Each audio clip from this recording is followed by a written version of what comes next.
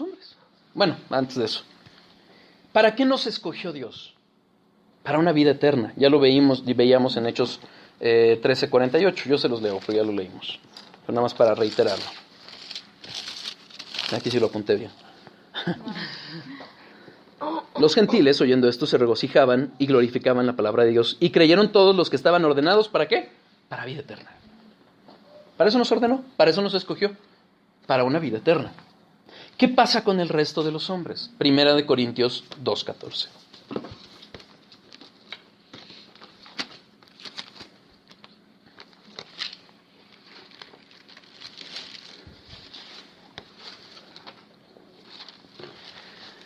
Pero el hombre natural no percibe las cosas que son del Espíritu de Dios, porque para él son locura, y no las puede entender, porque se han de discernir espiritualmente. Eso es lo que sucede. Y esa es nuestra condición antes de que llegue el momento en que el Espíritu Santo nos redarguye, porque nos da un nuevo corazón, nos hace nacer de nuevo. Y podemos entonces empezar. Pero la condición de todo hombre caído es esa. Para él, todo es locura. Incluso, y de verdad, para muchos, esta doctrina es locura. Él predestinó a sus hijos, Romanos 8:28-30. Por eso luego les predicas a ciertas personas y se burlan, ¿o no? Exactamente. Romanos 8:28. Y por eso Jesucristo advierte, no deis las perlas a los cerdos. 8:28-30. Se acuerda, ¿no? Bueno, los que venimos de una doctrina carismática. No, mira, Dios va a hacer que si no tuviste este trabajo, ahora vas a tener uno mejor. Vamos a leerlo completo. 8:28-30. Y sabemos que a los que aman a Dios, todas las cosas los ayudan a bien. Esto es, a los que conforme a su propósito son llamados. Porque a los que antes conoció, también los predestinó, para que fuesen hechos conformes a la imagen de su Hijo, para que Él sea el primogénito entre muchos hermanos. Y a los que predestinó, a estos también llamó. Y a los que llamó, a estos también justificó. Y a los que justificó, a estos también glorificó. Hay un llamado general, no lo podemos negar. Se los leo yo, Mateo 22:14. Yo se los leo.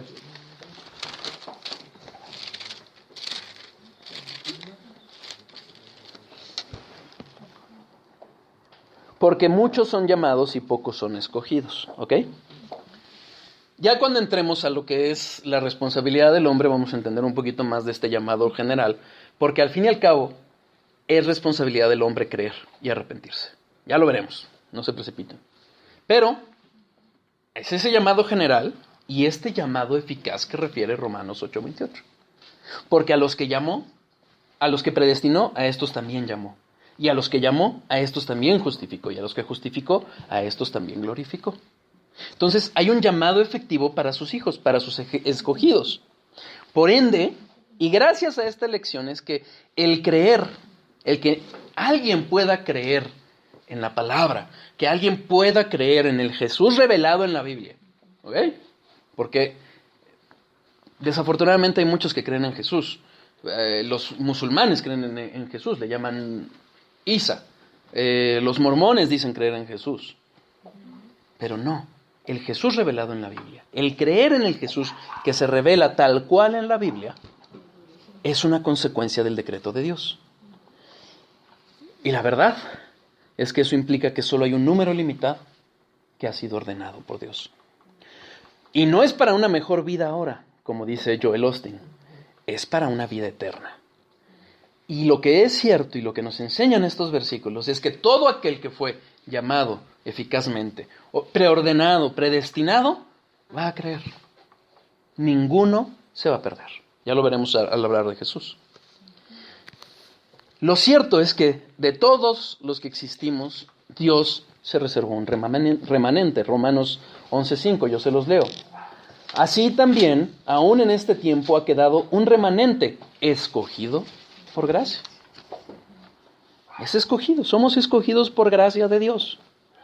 No fue que Dios previera que alguien iba a creer, como algunos dicen. Es que Dios sabía que él iba a creer y aquel no. No. Ya veremos en la responsabilidad. El ser natural, el hombre natural no puede creer. Es el aire. Exacto. Entonces, no es, ¿se acuerdan cuando lo vimos acerca de la presciencia o de la preconocimiento de Dios? No. Dios es soberano. Dios gobierna efectivamente. Dios actúa efectivamente. No nada más dijo, bueno, mira, va a pasar que por acá va él a creer. Porque imagínense, ¿qué seguridad tendríamos de que todo va a resultar como lo dice la Biblia? Si es que estuviéramos sujetos, o que la salvación estuviera sujeta a la condición de que creyéramos, ya no sería gracia. Fíjense en el versículo 6.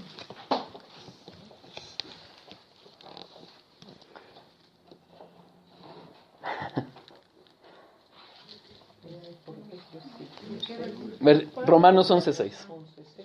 Romanos 11:6.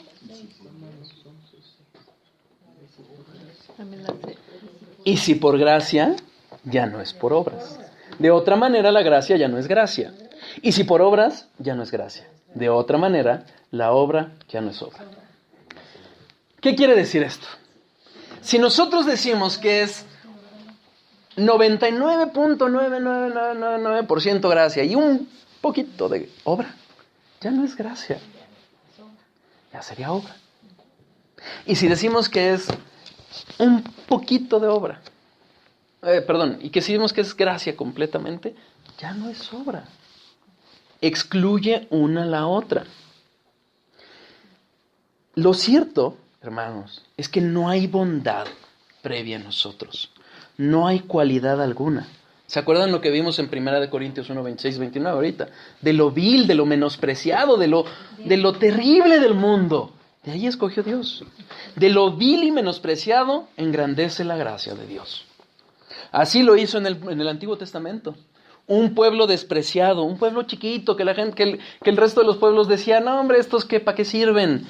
Y Dios los levantó, al fin y al cabo. También a la prostituta la usó. También, claro. Todo el camino, toda la historia de la redención, así lo vemos. Incluso lo vemos en el orden, en el árbol genealógico de Jesucristo, tanto en Mateo como en Lucas, vemos puro pecador. El mismo David mató a su amigo. O sea, y Dios lo escogió y lo llamó conforme a su corazón. Y es el mismo patrón que hizo nuestro Señor Jesucristo, con pescadores ignorantes, con gente despreciada. Hechos 2:7, yo se los leo.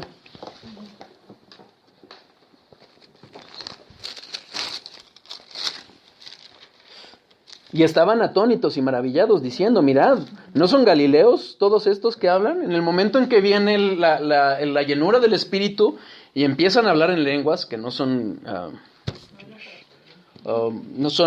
balbuceos, sino que son lenguas, total. Y decían, mira estos galileos, estos despreciados por el mundo. Mateo 9:11, yo se los leo.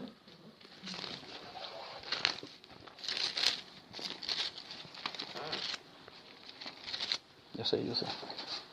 Cuando vieron esto, los fariseos dijeron a los discípulos, ¿por qué come vuestro maestro con los publicanos y pecadores? Finalmente, de eso se vale Dios, de lo que menosprecia el mundo, de los viles, de los menospreciados, de los pecadores, de nosotros. ¿Nos escogió por ser buenos? No. Mateo 19:17, ahora sí. Mateo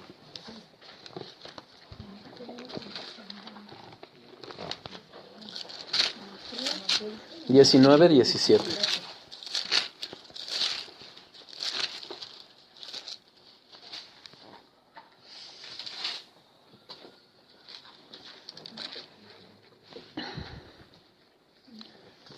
Él dijo, ¿por qué me llamas bueno?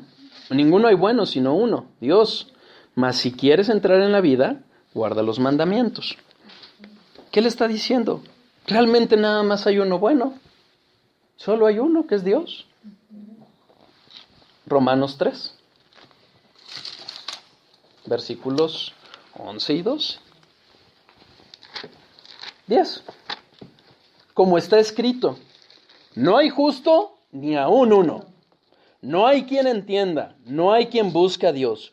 Todos se desviaron, a una se hicieron inútiles.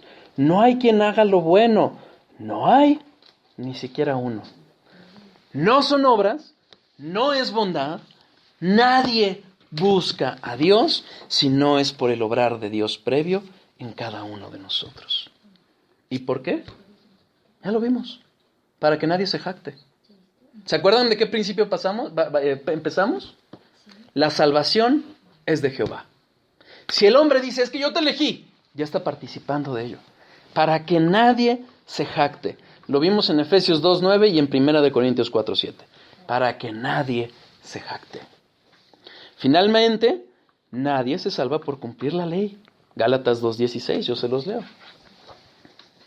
Sabiendo que el hombre no es justificado por las obras de la ley, sino por la fe de Jesucristo. Nosotros también hemos creído en Jesucristo para ser justificados por la fe de Cristo y no por las obras de la ley, por cuanto por las obras de la ley nadie será justificado. Porque si alguien infringe un solo precepto de la ley, infringe toda la ley. No hay de otra. Nadie se puede salvar por sus obras. Ni le ayuda a Dios tantito. Es gracia. Ojo. Si nosotros dijésemos que Jesucristo hizo casi todo y ya nada más se aplica la fe a quien cree y no se le aplica a quien no cree, estaríamos hablando de que esa fe como condición de salvación es una obra. ¿Por qué? Porque si entonces alguien ya creyó, ¿qué tendría que hacer Dios? Ah, ya creíste, entonces te tengo que salvar. ¿Sí queda claro? El creer como un acto de voluntad humana. Exacto. Pues ya no de Dios. Entonces ya la debería Dios. La salvación ya no sería gracia. ¿Sí queda claro esa diferencia? ¿Sí? La fe y el arrepentimiento vienen de Dios. Vienen de Dios. Ya no sería gracia. Sería hacer que la fe es una obra. Entonces, ¿no hay necesidad de creer? Claro que sí, pero es un medio. ¿Ok? Acuérdense, la fe es un don de Dios, Efesios 2:8. Justamente porque no es una condición para la salvación, sino una consecuencia de lo que Dios obra, es que esto garantiza que es gracia. Romanos 4:16. Vamos a leer solo el principio.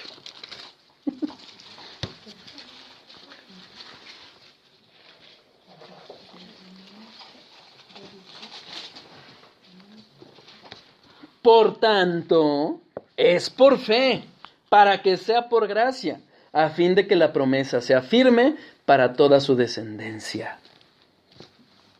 Es gracia. Si nosotros pusiéramos, insisto, como condición o como requisito para la salvación, creer en el sentido de que viene antes la fe de la salvación, estamos hablando de una obra, pero no es así.